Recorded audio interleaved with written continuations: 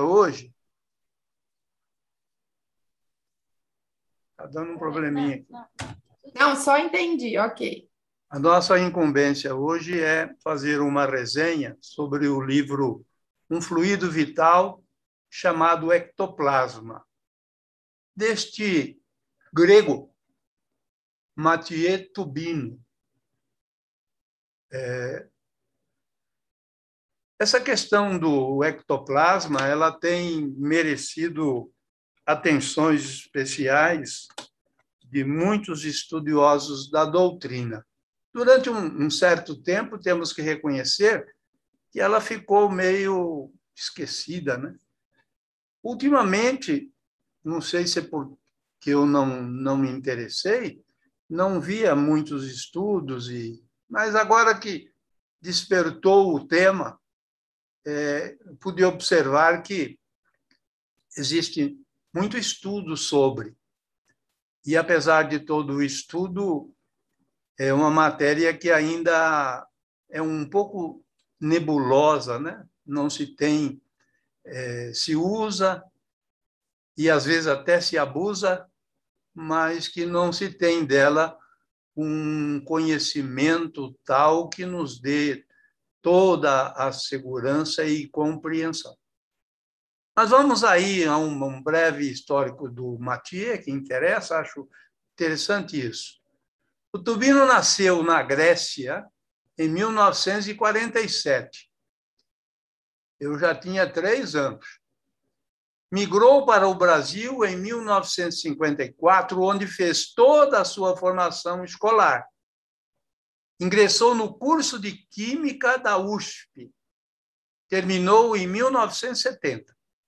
Posteriormente, foi contratado pelo Instituto Químico de Campinas, onde defendeu tese de mestrado em 1975 e de doutorado em 1978, e pós-graduou-se na Suíça.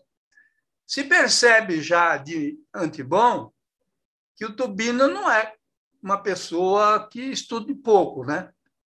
Porque para merecer uma bolsa para ir fazer pós-doutorado na Suíça, não é para qualquer Orivaldo. Hoje, ele continua nas lides de magistério, faz alguns cursos, mas continua dentro da doutrina. Ele é casado desde 1974 com Cláudia Leitão Ramos e é ligado à atividade espírita na Casa do Caminho, em Campinas, desde 72. Chegou ao Grupo Espírita Casa do Caminho em 72 com a noiva, que era de família espírita, hoje sua esposa, no momento em que se considerava ateu, ou, como ele prefere, à toa. E mais 2 colegas dele, também químicos, que já frequentavam a casa e que o ajudou ou o inclinou a que ele fosse à casa espírita. Ele inclinou-se e foi atraído pelos estudos espíritas. Começou em 72 e não deixou mais. Muito bem. Ele, como pesquisador, ficou intrigado, né, que determinadas questões que ele pesquisava, ele não conseguia obter resultados e respostas, e que, observando dentro da doutrina espírita já alguns fenômenos, ele não conseguia entender. Então, ele sempre foi adepto de que a medicina deve caminhar para um entendimento e uma aceitação da espiritualidade, uma vez que nem tudo se consegue comprovar pela via dos estudos até da forma como se adota até hoje na comunidade científica. O ectoplasma vem do grego ectos, externo, mais plasma, que é moldar, né? Então, é alguma coisa moldada que se exterioriza. Então, ela se produz e sai.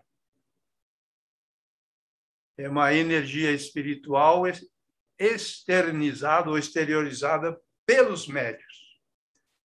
O termo ectoplasma foi criado por Charles Richet, nosso conhecido, né? Em 1894. A sociedade científica relutara sempre em aceitar este fluido, até por conta de encenações fraudulentas que dizem ter havido.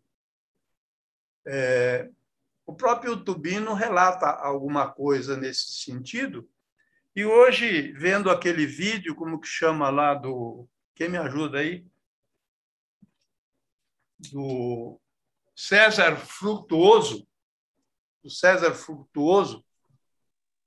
ele também insiste bastante em analisar fatos, né, que o pessoal entendia como fraudulento e não nega que houvesse ou que tenha havido quem tenha feito fraudes com a questão das materializações.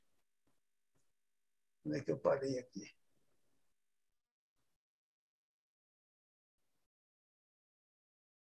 Hoje, parece ter maior abertura, sobretudo pelas evidências apontadas por fenômenos tidos como irrefutáveis. Os fenômenos estão aí e não há como fugir dele.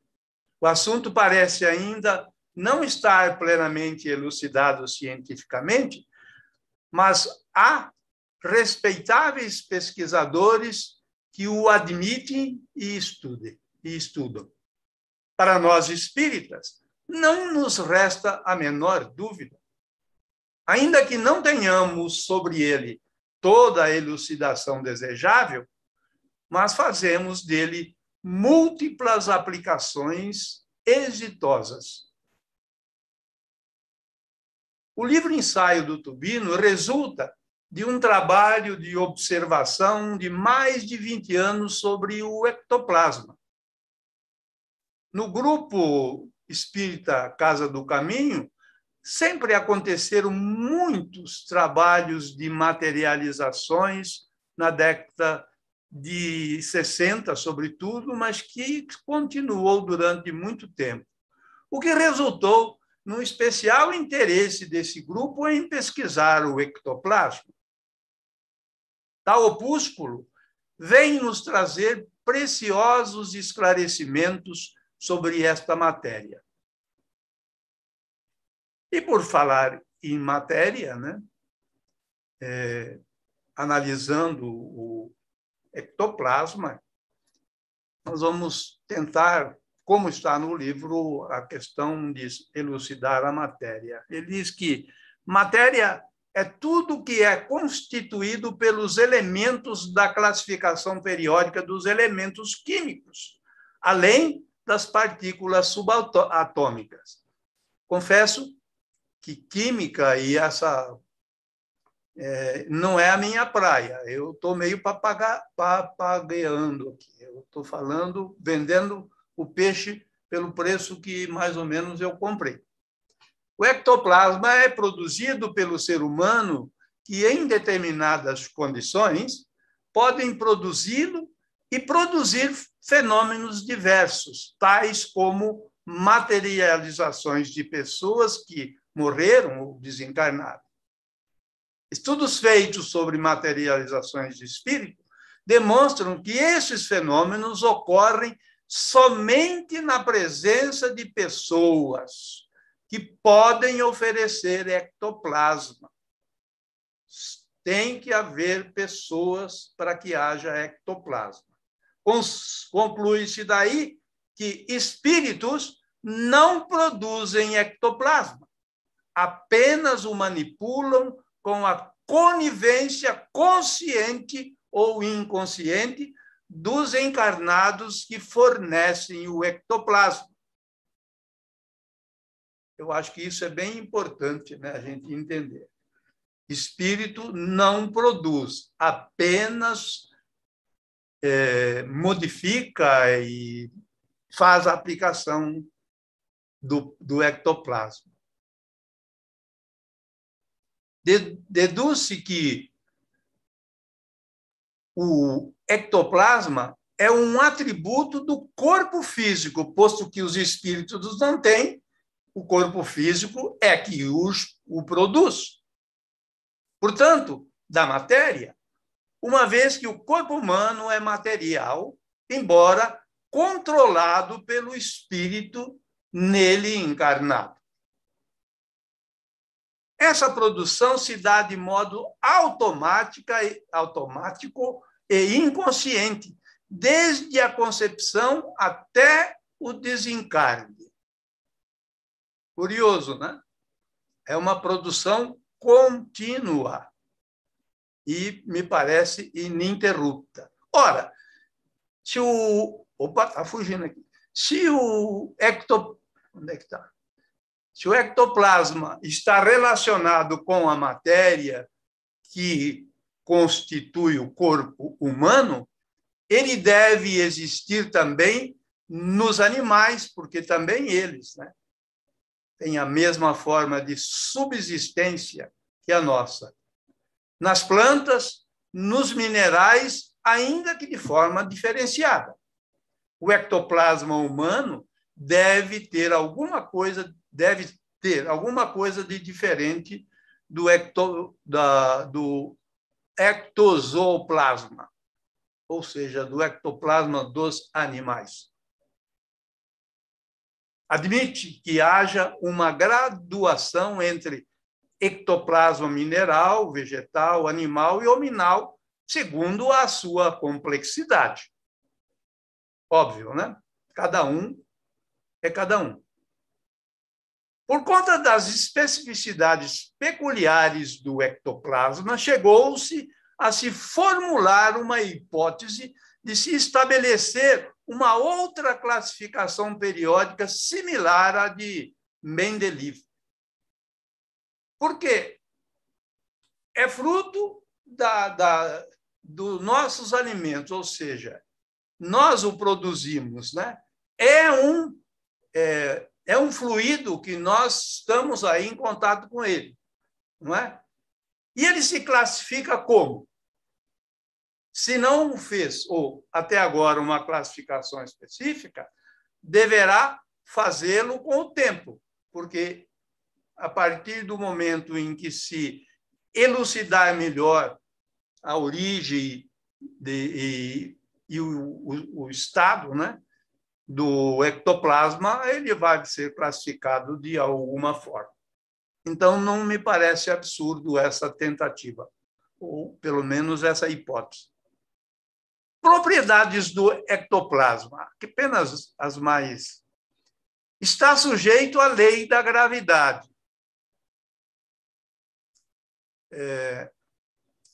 Eu não passei fotografia nenhuma, mas quase é comum, né?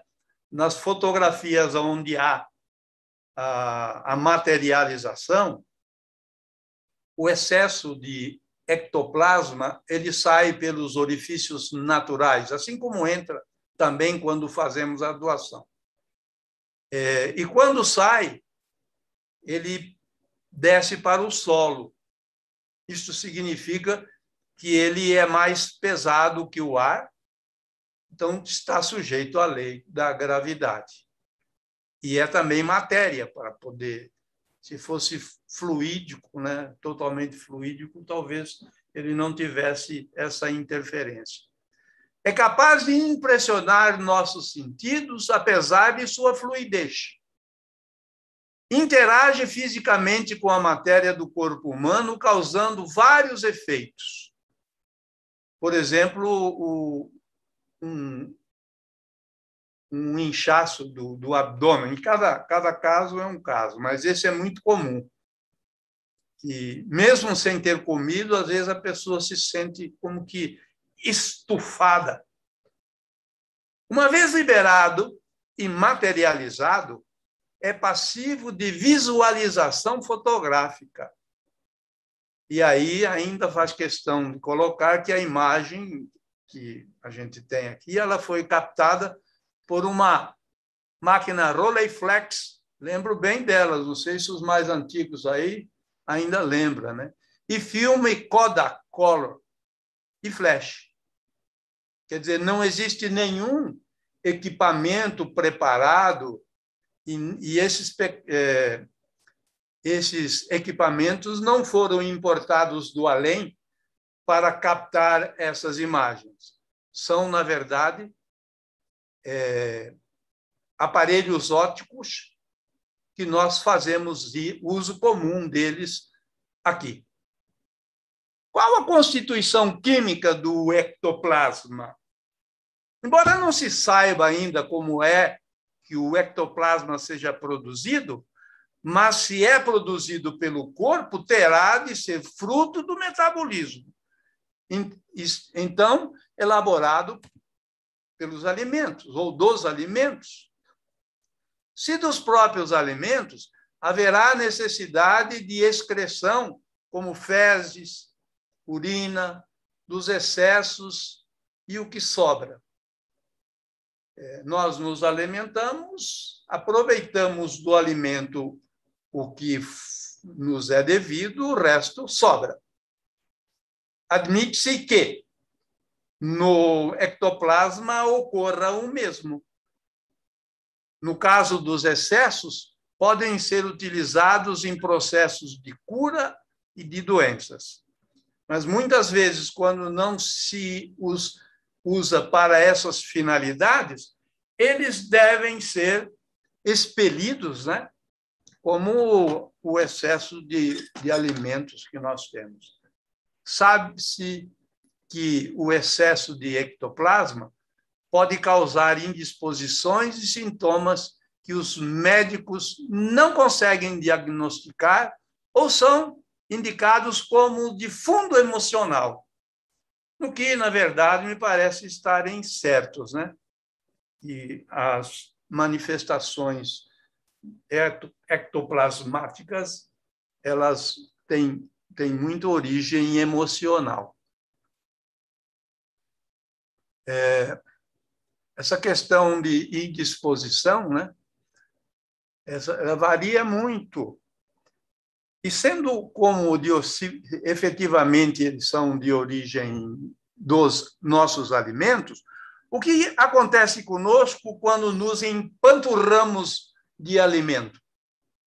Causa-nos muita indisposição, sonolência e outras cositas más. Me parece, né, que esse paralelo é válido. Dependendo do que ingerimos, podemos provocar um excesso de ectoplasma e, daí, termos as consequências relativas a esse excesso. É natural liberarmos ectoplasma sem o percebermos. E o fato de algumas pessoas não o liberarem ou não perceberem parece também ser ocasionado por questões emocionais, como são, aliás, muitos de nossos desajustes orgânicos.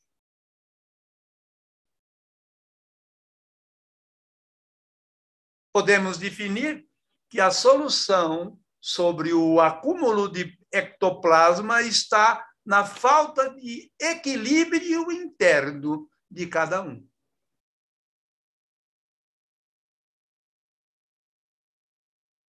Alguma objeção? A mãozinha não sacudiu ali, então. Mas não durmam, não, tá? Não durmam, não. Sabemos, no entanto, que as pessoas não mudam as questões emocionais de uma hora para outra e que a melhora definitiva ocorre a partir do seu interior, através de mudanças de postura mental. Estas mudanças se traduzem por modificações nos valores da vida, na convivência com o próximo, etc.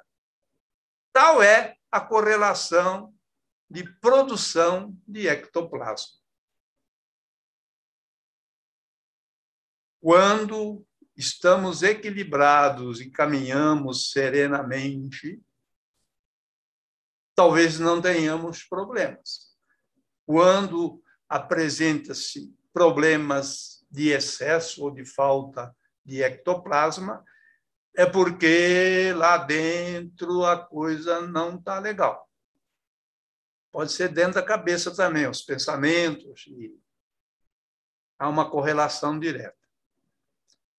Onde se forma o ectoplasma humano, ainda que seja difícil definir, nota-se uma grande movimentação fluídica no abdômen, na altura do umbigo. Como, porém, o metabolismo é um processo mais complexo e abrangente, pode-se supor que ele se processa por todo o corpo a nível celular, embora em quantidade e qualidade diferentes. Segundo o senhor Nedir Mendes Rocha, ele é o fotógrafo de um grupo, né? Do grupo, na verdade, da Casa do Caminho, lá, que fotografava as materializações. E ele deve ter recebido isso de intuição, ou algum espírito tenha dito a ele. Ele não explicita isso. Segundo ele, o ectoplasma se forma na região próxima à base da coluna dorsal, na região do chakra básico.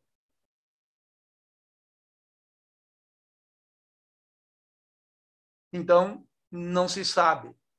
Se imagina, e tem algumas comprovações, né, que levam a essas conclusões.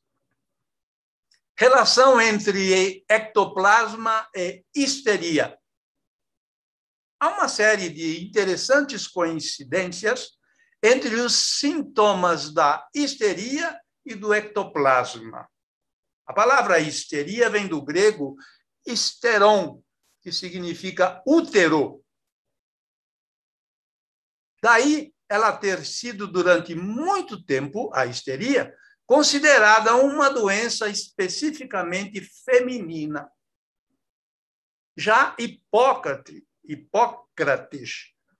na Grécia, assim o classificava. Somente Freud e Charcot é que apresentam casos masculinos, além de associá-los a aspectos de ordem psicológica. De fato, há um grande número de sintomas da histeria, sintomas psicológicos, que coincidem com os sintomas de ectoplasmia. Aí tem uma relação bastante grande. Tosse, afonia, soluço, vômitos, sensação de bola faríngea, crise emocional com teatralidade, dores no estômago, depressão, fadiga, peso na cabeça, dificuldade de respirar, zumbido auricular, sudorese, e a lista continua. Essas são as mais comuns. Quais os sintomas provocados pelo acúmulo de ectoplasma? Os sintomas causados pelo acúmulo de ectoplasma são mais variados do que se imagina. Variam de cada pessoa segundo seu temperamento, seu equilíbrio emocional, sua educação social, sua constituição física e sua alimentação. Estamos mais ou menos repetindo um conceito que já tenhamos dito lá atrás, mas vale frisar. Sintomas, aí ele vai enumerar esses sintomas específicos para cada setor do nosso organismo. Primeiro, no aparelho digestivo. Muita fermentação, gases, flatulência, dores no abdômen. É como se a pessoa tivesse engordado de um momento para outro. Literalmente, ela parece que estufa. Mesmo estando em jejum, ainda tem colite, gastrites, cólicas, vômitos após as refeições. Isso são manifestações no aparelho digestivo da presença do ectoplasma. No aparelho respiratório, aparece bronquite, asma, falta de ar, tosse, necessidade de respirar profundamente, sensação de dor e aperto no peito, sensação de haver um objeto na garganta, enfraquecimento da voz, rouquidão, pigarro crônico, sinusite, coriza, sensação de estar sufocado. O acúmulo de ectoplasma nos pulmões e na garganta pode ser entendido em função do metabolismo celular.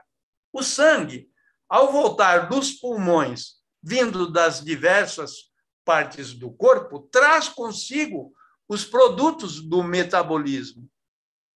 Vem junto com ele o ectoplasma, que, quando em excesso, é expelido pelas vias respiratórias.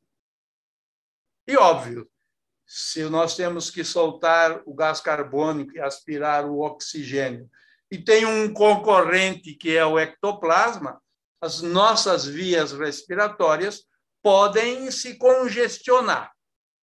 Passa um, mais dois, passa apertado. Então, é bem fácil de entender essa questão.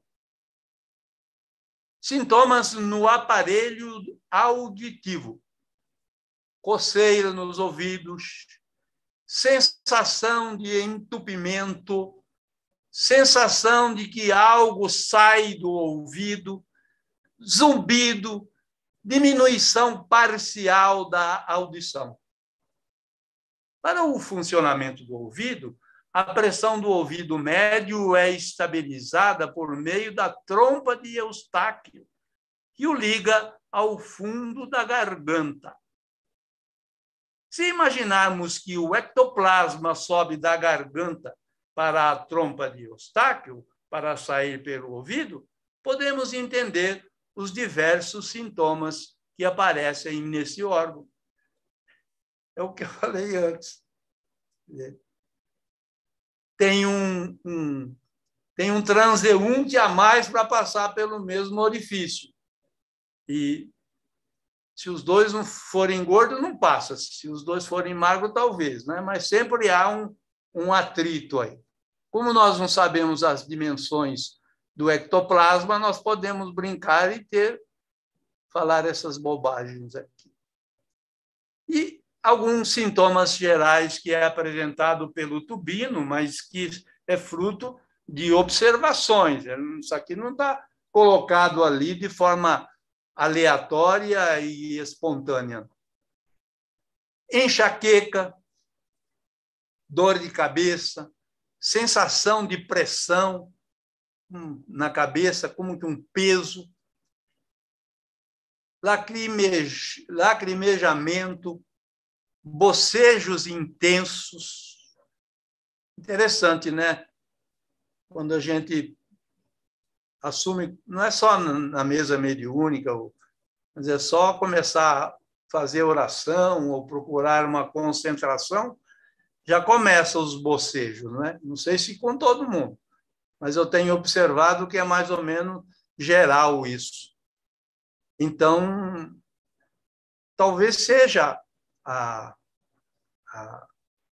mexer-se com o ectoplasma que possa provocar, né, esses bocejos.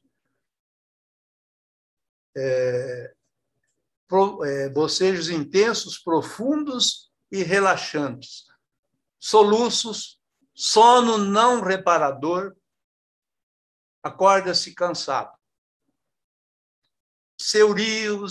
Pseuríase, interessante, né? E aí ele relata casos de pessoas que tinham pseuríase e que, quando começou a cuidar um pouco da questão do ectoplasma, como que, por encanto, as marcas da pseuríase desapareceram. Ainda tem suores profundos, inclusive nas palmas das mãos. Não são muito raros os médiums que, ao dar o passe ou fazer atendimentos, as mãos transpiram, chegando quase a escorrer, né? Sensação de calor, de abafamento, muito sono. Quando dorme, baba no travesseiro. Aconteceu isso com vocês alguma vez?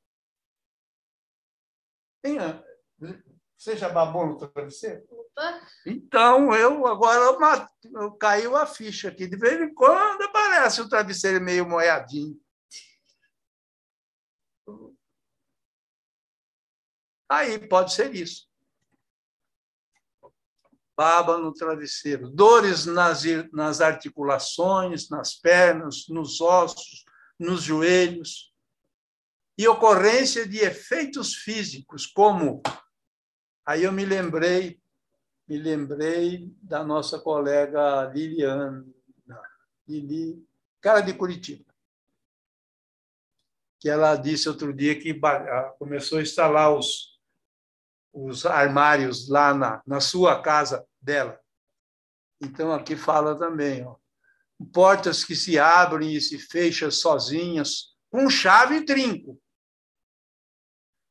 Luzes que acendem e apagam espontaneamente, móveis estalam insistentemente, objetos se movem sozinhos. É coisa de arrepiar o cabelo. Quem está acostumado, mas aspectos psicológicos. As pessoas que acumulam ectoplasma com muita frequência são muito melindrosas. Melindrosas. Não brinco mais. Não quero mais brincar. Me ofendi. Assim, têm um humor muito variável. Passam da euforia à depressão com muita facilidade. A autopiedade ou tendência a se comportar como vítima aparece com muita frequência. Ai, coitado de mim. Aqui eu pus uma nota que achei interessante essa observação. Há alguns indícios de que, durante o período menstrual, alguns sintomas do ectoplasma se acentuam nas mulheres. As mulheres que o digam, eu não menstruo. Outros possíveis sintomas. Casos de distúrbios de tireoide e casos que, com tratamento para eliminação de acúmulo de ectoplasma, notou-se melhoria em casos de glaucoma, como casos de hipertensas que melhoraram.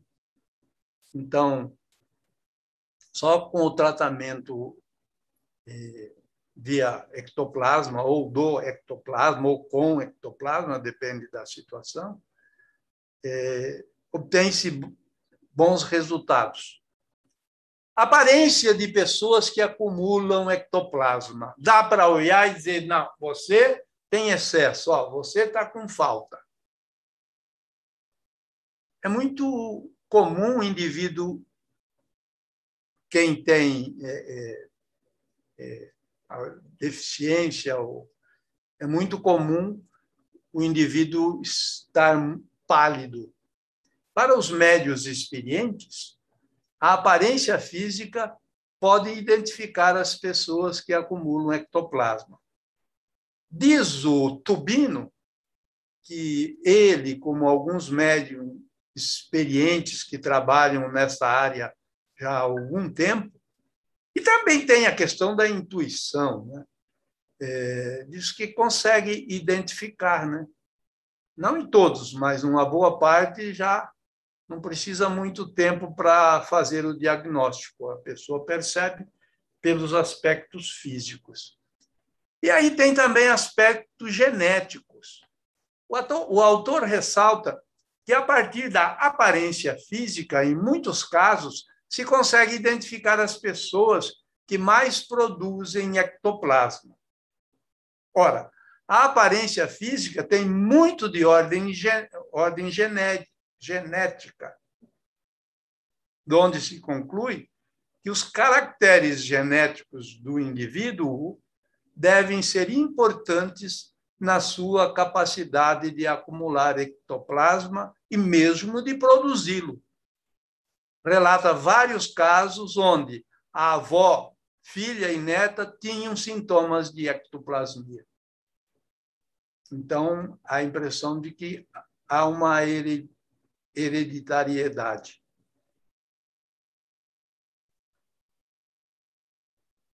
O ectoplasma seria alguma matéria já conhecida? Inventou-se, por vezes, que pudesse ser algum gás, como, por exemplo, o gás carbônico.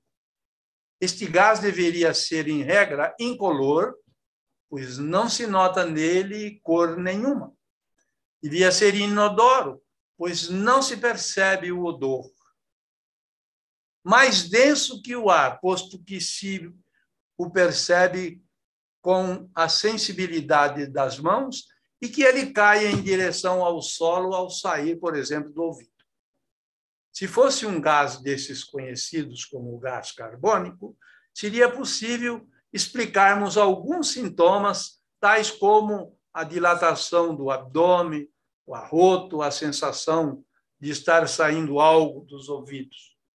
No entanto, como explicar os efeitos físicos, as materializações, a sensação que se tem ao se tocar o ectoplasma acumulado no corpo, sem que o corpo físico tenha sido tocado?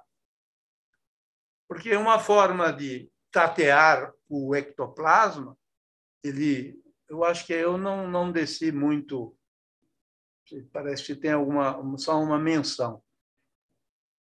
Mas há formas de se perceber pelo tato a existência do ectoplasma. Interessante. Nós não o vemos visualmente e podemos percebê-lo pela mão. Não é intrigante isso? Não é uma coisa tão simples e não são todos os médiuns que conseguem, pelo tato, diagnosticar e ver, perceber o ectoplasma. Mas existe até fórmulas, né, de orientações para que o médico se exercite no sentido de percebê-lo tatilmente. Ectoplasma e alimentação.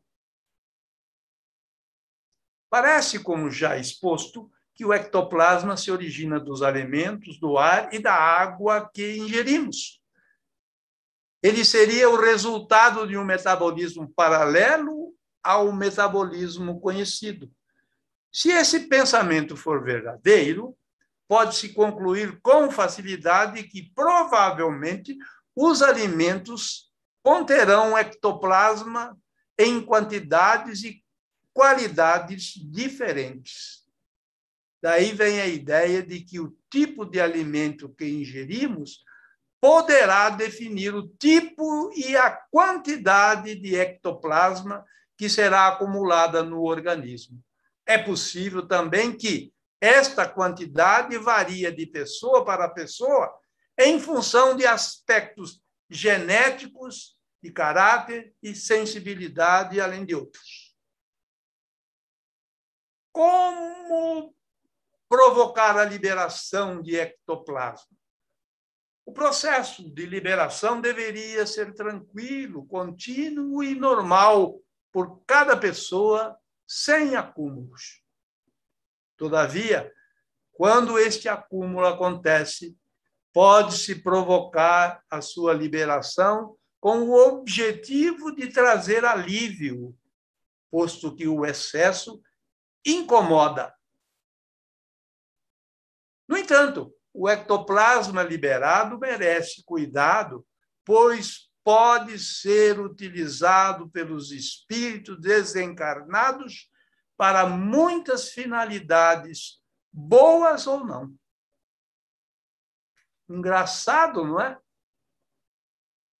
Nós liberamos o ectoplasma, aí o espiritinho aí que está do nosso lado, querendo fazer alguma malandragem, né?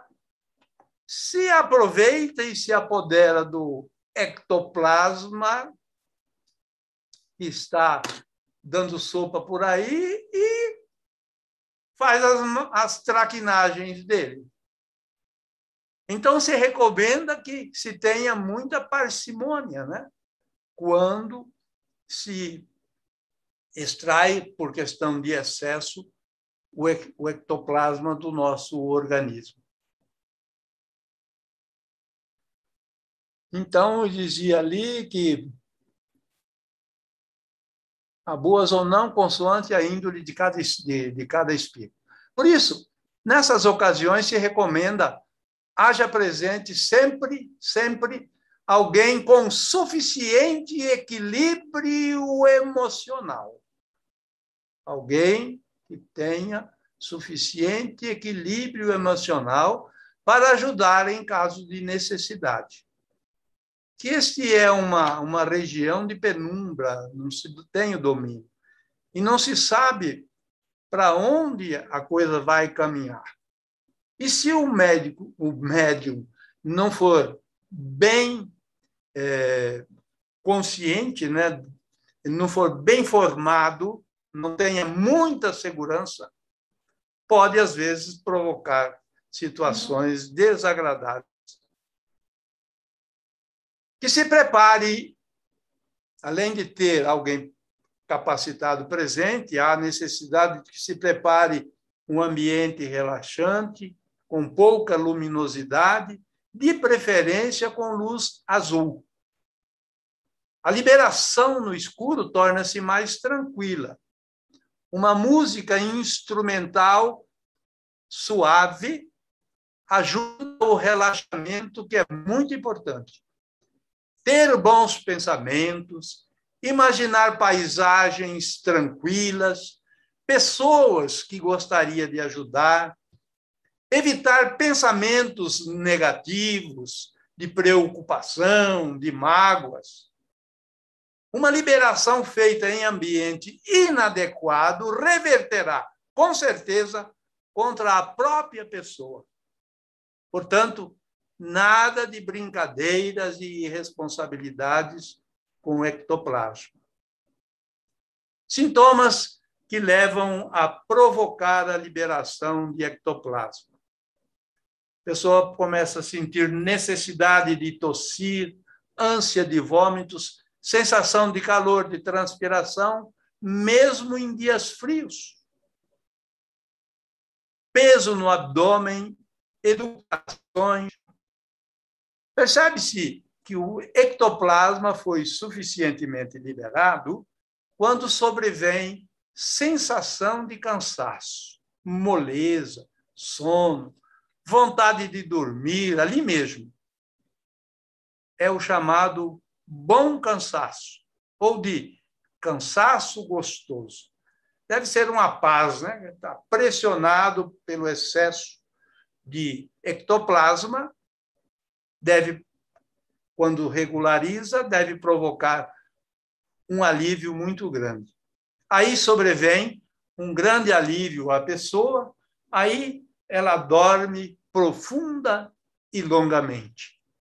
O sono dos que não têm ectoplasma em excesso. Se uma pessoa mantiver muito ectoplasma acumulado, além dos sintomas já elencados, poderá desenvolver lesões ou disfunções orgânicas de fato, como úlcera no estômago. É, contudo, possível retirar-se o excesso de ectoplasma com cuidados e procedimentos específicos, já vimos. Acreditamos, sem embargo, que qualquer situação que favoreça um bom estado emocional favorecerá também o equilíbrio da quantidade de ectoplasma no organismo. Ou seja, o médium pode obter, através de sua postura e conduta moral, o controle do ectoplasma, ou seja, o bem-estar o bem-estar está relacionado com as mudanças na postura mental da pessoa que faz o tratamento. Ver a vida de modo mais otimista, deixar de lado o orgulho, a vaidade, a cobiça, a inveja, rancor e mágoa. O uso do ectoplasma pelos espíritos. Os espíritos desencarnados não podem produzir. Entretanto, pode manipulá-lo através dele, manipularem a matéria densa.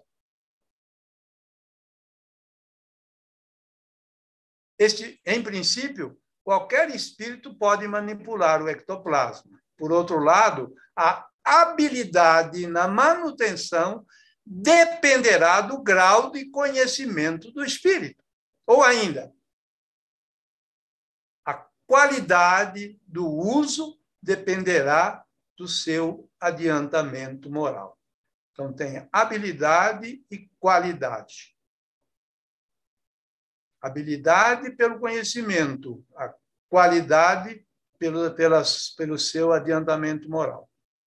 Como sentir o ectoplasma com as mãos? Aqui ele traça rapidamente. De modo geral, todos podem sentir o ectoplasma com as mãos, mas é necessário treinamento e local de ambiente como calmo e tranquilo, além de relaxamento.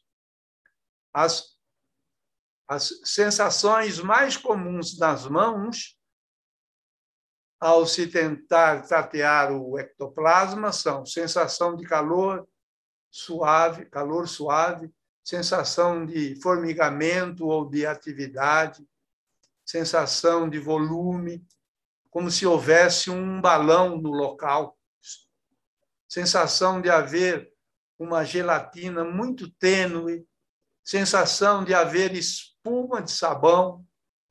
Os locais mais fáceis de tatear o ectoplasma são a região que vai do abdômen até a garganta, no peito, e ao lado e debaixo dos ouvidos, do pavilhão auricular.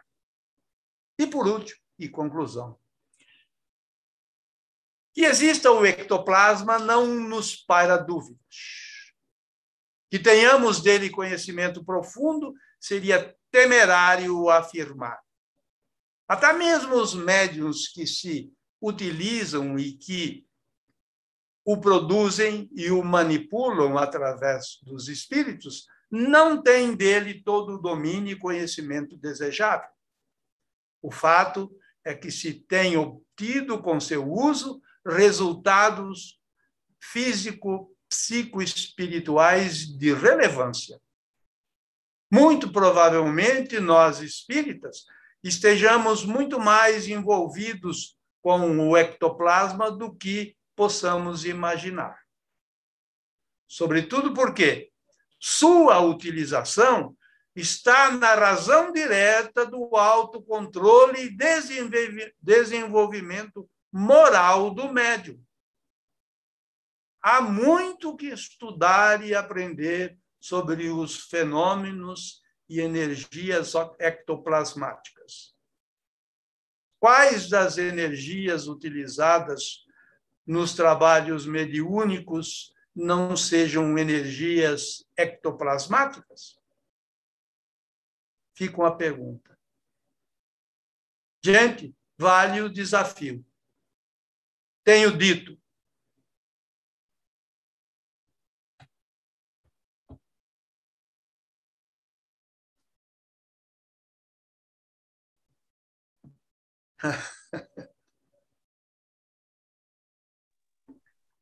Excelente material. Está aberto aí, gente. A pergunta? Pois é. Pode perguntar que a Rosimeire... A gente viu bastante casos de acúmulo e alívio de ectoplasma e tal. E quando há falta dele, quais seriam os sintomas que podem se desenvolver? Eu posso tentar a resposta. Essa conclusão que nós tivemos aí, que o médium, a produção do ectoplasma está na razão direta da capacidade de estudo e a capacidade de desenvolvimento moral do médium. Então, essa é a resposta. Alinhe-se espiritualmente, melhore a sua atividade, né? E a sua postura, e tudo se regulariza. Essa é a minha opinião, não sei o que pensa hoje. Ou alguém mais que tenha pesquisado. Ah, você perguntou sintomas? Hein, Pedro? Ele falou a falta. No caso da falta do ectoplasma. Mas, de qualquer forma, eu só queria comentar que esses montes de efeito que foi relatado aí, nossa, muitos deles eu já passei por eles, né? E nunca me veio em mente associado com ectoplasmia. E eu tenho aqui uma pessoa do sexo feminino que tem muito dessas manifestações e que se acentuou realmente na época da famosa TPM, que acho que baixa o espírito, assim, que Deus que me livre. É difícil a desobsessão. Mas são bem esses efeitos que estão descritos aí. Interessante. Agora você já sabe, né? Eu tenho que arrumar um escudo anti-ectoplasma. Mas é assim, eu imagino que até seja questão do ser humano, né? Como ele diz, da matéria, né? Do metabolismo. O metabolismo todos nós temos, então todos nós, em grau maiores ou menores, nós temos esse ectoplasmia que, um momento ou outro, por algum motivo, pode acontecer esses distúrbios relatados aí, independente de homem ou mulher, né? O Pedro, só não Diga. interferindo aí, não interrompendo, mas continua, eu só queria dizer o seguinte, foi nessa linha de raciocínio que eu deixei essa provocação no final aqui. Quais das energias utilizadas nos trabalhos mediúnicos não sejam energias ectoplasmáticas? Quer dizer, quem sabe nós estamos mergulhados no ectoplasma, só que nós não demos conta, e o temos, às vezes, com o nome de energia ou coisa que o valha, mas que, por isso que vale a gente... Porque não é alguma coisa distinta, né? É o que o médium, é o dia a dia do médium, né? Desculpa eu te interromper. Imagina que isso. Eu ia comentar. Eu tenho o zumbido de uns meses para cá, começou direto, né? Direto. Até de noite, no silêncio. Até no silêncio aumenta, né? O zumbido. E aí eu sei que minha mãe tem, minha esposa tem, a minha sogra tinha. Convivendo com isso. Não sei se alguém aí tem. É bem comum. É, o doutor César, Paulo César, ele Frutuoso, ele fala também no vídeo dele que quando a gente investiga a parte física e não identifica, então aí a gente tem a confirmação de que realmente é o acúmulo ectoplasmático e que a gente, através dessas situações, elimina o excesso. Ele coloca com bastante propriedade, dá muitos exemplos, né? Muito bom, eu gostei muito do vídeo dele. É bem interessante, vale a pena ver. Mas tem tudo a ver mesmo com a gente, tem tudo a ver.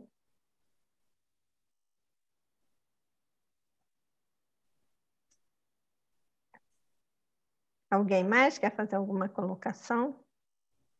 Ainda temos algum... Pedrinho, eu acho que quando a mulher entra no período, ó, a gente fica bem aberto mesmo. Eu acho que a história do ectoplasma é real. E aí, dependendo da nossa conduta, com certeza, não tão bons espíritos que se aproximam.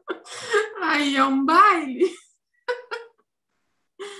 Não é tão simples assim. Dá uma... Modifica todo da mulher, modifica todo o nosso padrão. É complexo. Eu tenho muito problema da parte de úteros, eu tenho muito problema. Muita coisa que passou no texto, aí a gente consegue, assim, não estou afirmando que seja, mas a gente consegue identificar muita coisa que acontece. Peso na cabeça, nossa, Orivaldo, se eu for colocar tudo no papelzinho riscado, misericórdia. Eu já falei para vocês da ditadura das calcinhas aqui, né? Alô? Um horror, cara. Então você imagina, né? Então você imagina. Uma vez que todos somos médios mais, né? Num nível de um grau diferente, você imagina. Quer comentar?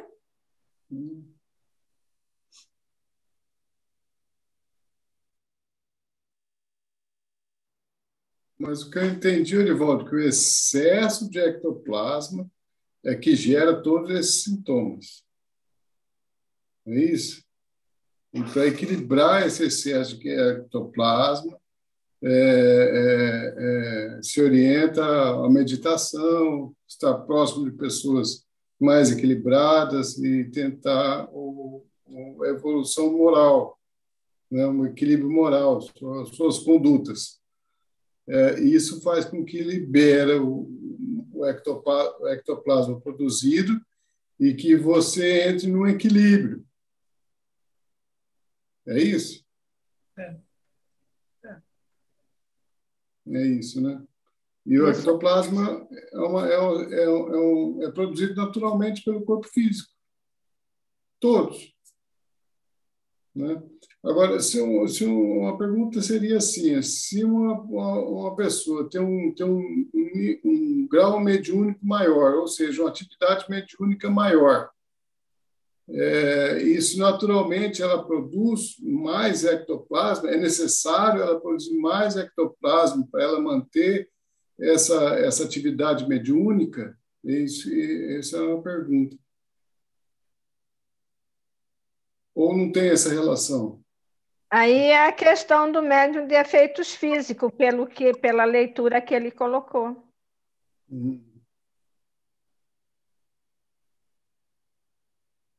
Entendi. Porque para ele fornecer a ectoplasmia numa quantidade e qualidade necessária, ele já vem com a responsabilidade, né? Da tarefa, no caso. Então, aí ele vai produzir na quantidade necessária, que vai... É bem complexo essa questão. Veja os vídeos que eu coloquei, porque ele afirma, inclusive, que o médium de efeitos físicos ele é assistido por aproximadamente 30 espíritos para poder ele realizar a tarefa. É bem delicado, muito delicado. E tem toda uma preparação para que realmente possa ocorrer a materialização, né? No caso, citado pelo Dr. Paulo César. Ele tem, desde 1972, se não me engano, 1978, que há 33 anos parece que ele estuda e participa de grupos de materialização lá na Casa Espírita no Rio de Janeiro. O Rose, Oi. um aspecto que acabei não abordando, mas que acho interessante, é a questão da reabsorção, né, do ectoplasma. Pois então, é. o médico que doa, no momento de doar, às vezes, ele quase que se extenua. Então, ele dá mais do que, na verdade, porque o caso exige. E aí acaba havendo um acúmulo maior, né, por exemplo, no fenômeno da materialização.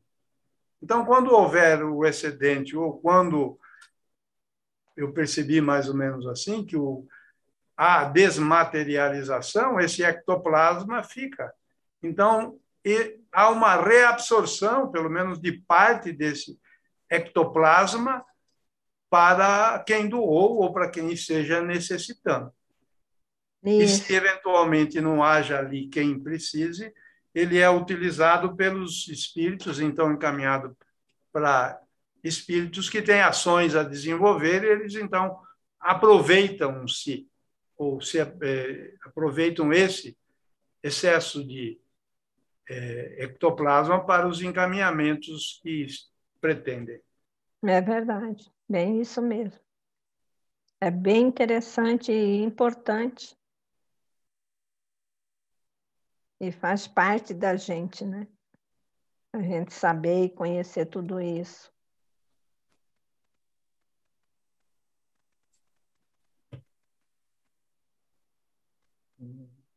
Mais alguém quer fazer alguma colocação?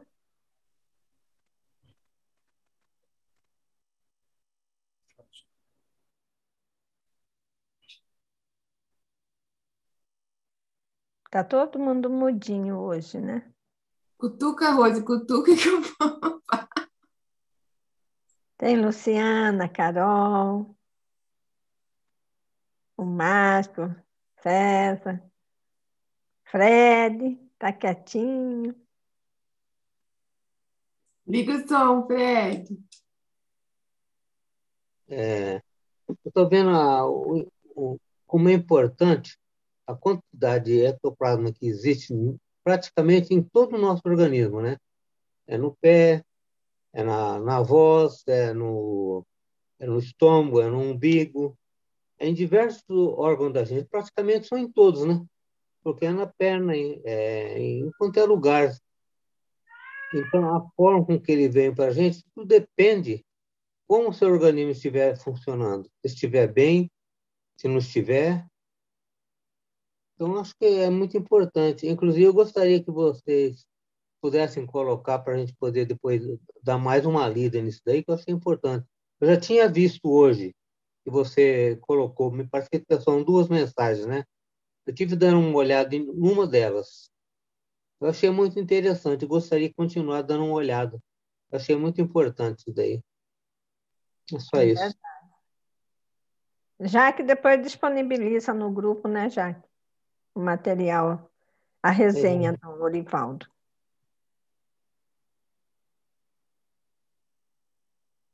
Carol, quer fazer alguma colocação? Já foi lá para o grupo. Obrigado, Jaque. Luciana? Eu queria fazer um comentário, na verdade, assim, eu achei bem interessante a coisa da alimentação, né? E que da natureza também.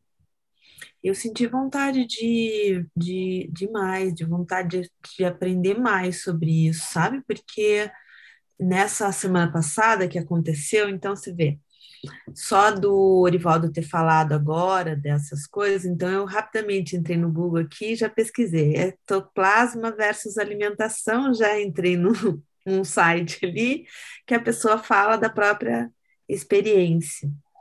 E aí ele falando que ele é gerador de ectoplasma que chega a estragar máquinas. E aí me remeteu à segunda-feira passada que eu estralei as portas do armário. Eu não, né? Mas vamos dizer assim, eu contribuí com isso. Estralei as portas do armário, estraguei a válvula da descarga do banheiro, estraguei a máquina de lavar. Onde eu ia passando pela casa, eu ia deixando um rastro. Só que eu me senti extremamente cansada. E de lá para cá, eu tenho sentido uma vontade, uma necessidade de frutas, muita fruta, muita fruta. E eu tenho comido bastante fruta. Então, eu tenho pensado, né, a hora que o Orivaldo trouxe, falando da alimentação e tal, então me deu vontade de saber um pouquinho mais sobre isso. E nesse site ali, o rapaz, que eu não sei nem quem é, só bati o olho rapidinho assim, então nem vou. Ele fala sobre nozes, castanha, que tem alguns alimentos que são importantes mesmo. Muito interessante isso, né? Eu achei bom. Aí a gente se reporta aos vegetarianos, né, que eles já tomam o devido cuidado, selecionando a alimentação para poder suprir, né, a carência ou atender a necessidade do próprio organismo. Só que a gente não sabe se eles estudam essa questão, né? Mas eles já trabalham nesse fato. O vegano eu já acho bem mais radical, porque ele só se alimenta de produto vegetal, né? Rose, eu acho interessante também observar-se que a gente liga normalmente o ectoplasma a fenômenos de materialização. Como os trabalhos de materialização eles têm sido deixados de lado, não há mais essa necessidade, apesar de que, ao que parece,